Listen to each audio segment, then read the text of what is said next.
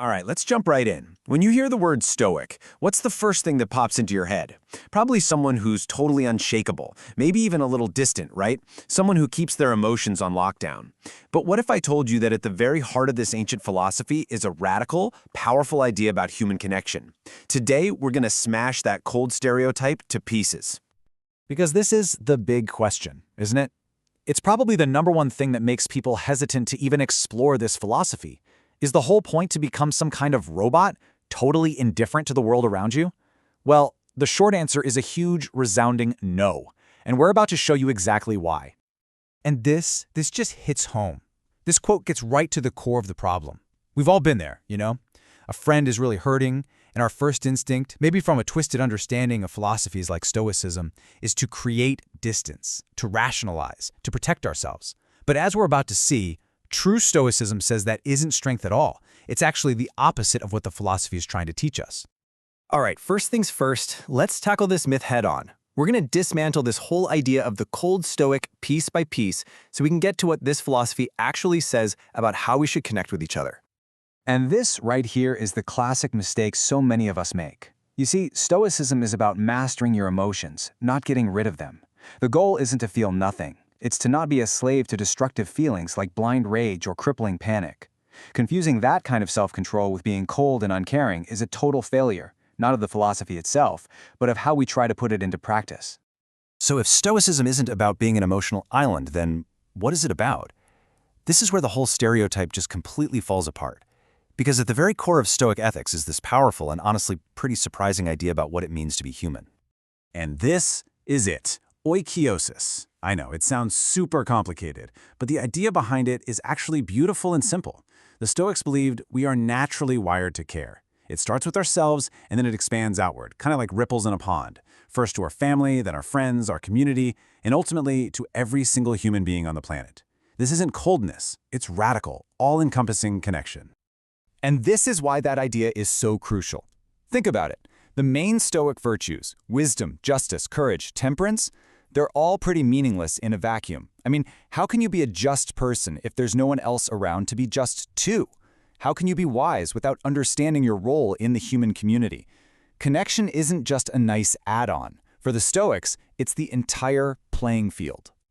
Okay, so if we're all meant to be connected, what do we do about it? How does that translate into real-world action? Well, it means that for the Stoics, compassion couldn't just be some fuzzy, fleeting feeling. No, it had to be grounded in solid reason, a logical and necessary part of living a good and rational life. Let's break down the logic here. The Stoic argument is actually pretty straightforward. First, we're social creatures. We're built to cooperate. So acting with kindness isn't some kind of weakness, it's us fulfilling our very nature. And to be a just person, which is a huge goal for any Stoic, you have to practice empathy. You have to try to understand where other people are coming from. It's not an option, it's a requirement. And who better to learn this from than the Roman emperor himself, Marcus Aurelius? He was constantly reminding himself of this. That person who's being frustrating, that political opponent, that difficult family member, they are all fundamentally human, just like him. And their mistakes, they usually don't come from a place of pure evil, but from their own ignorance or flawed understanding. That one little shift in perspective, it changes everything. This is such a game-changing idea. When we react with anger to someone else's mistake, it's actually a Stoic failure on our part. We're getting upset about something that's completely outside of our control, their judgment. The truly rational and compassionate response is to see their action not as a personal attack, but as an error that comes from a lack of knowledge. Okay, but here's the million-dollar question, right? How are we supposed to do all this, care for people, feel for them, be there for them, without getting completely overwhelmed and burning out ourselves? Well, you can bet the Stoics had a very, very precise answer for this. And this distinction is absolutely critical. The Stoics drew a very sharp line between what we'd call sympathy and compassion. Sympathy is when you just absorb someone else's pain. You take on their distress, their anger, their sadness, and it shatters your own inner peace. They saw this as a destructive emotion, a passion to be avoided. But constructive compassion, that's different.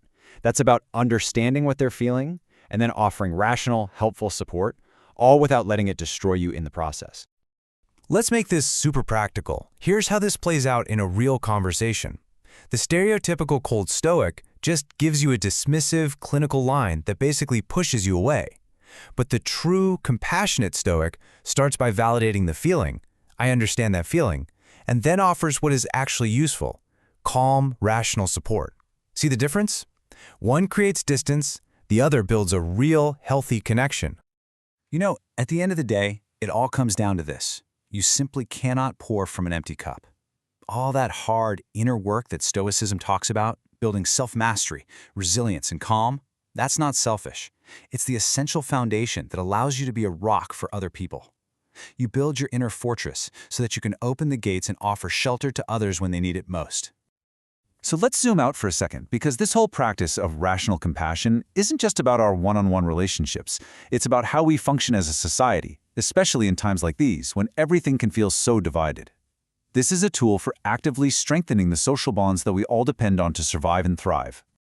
So what does this look like day to day? It really boils down to two key mental shifts. First, try to reframe how you see people's actions. Before you jump to malice, just consider the possibility of ignorance or a simple error in judgment. And second, actively work on that idea of Oikeiosis. Make a conscious, deliberate effort to extend your circle of concern to include strangers, people you disagree with, maybe even your opponents. And when you start to practice this, the change is, well, it's profound. It starts to rebuild the social fabric that can sometimes feel so frayed. It allows you to navigate every single relationship in your life with more wisdom and more justice, and it proves, beyond a shadow of a doubt, that real tranquility isn't found by hiding from the world, but is fundamentally tied to our connection with everyone in it. If you take just one thing away from our time together today, let it be this. The Stoic path to self-mastery and inner peace is not a solo journey up a lonely mountain. It is fundamentally, deeply, and beautifully intertwined with our compassion for and connection to the rest of humanity. So, I want to leave you with a question to really chew on. When you picture that expanding circle of care, who is standing right on the very edge? Who is the most difficult person for you to pull into that circle of concern? Answering that question for yourself, well, that might just be the perfect starting point for your own practice of true Stoic compassion.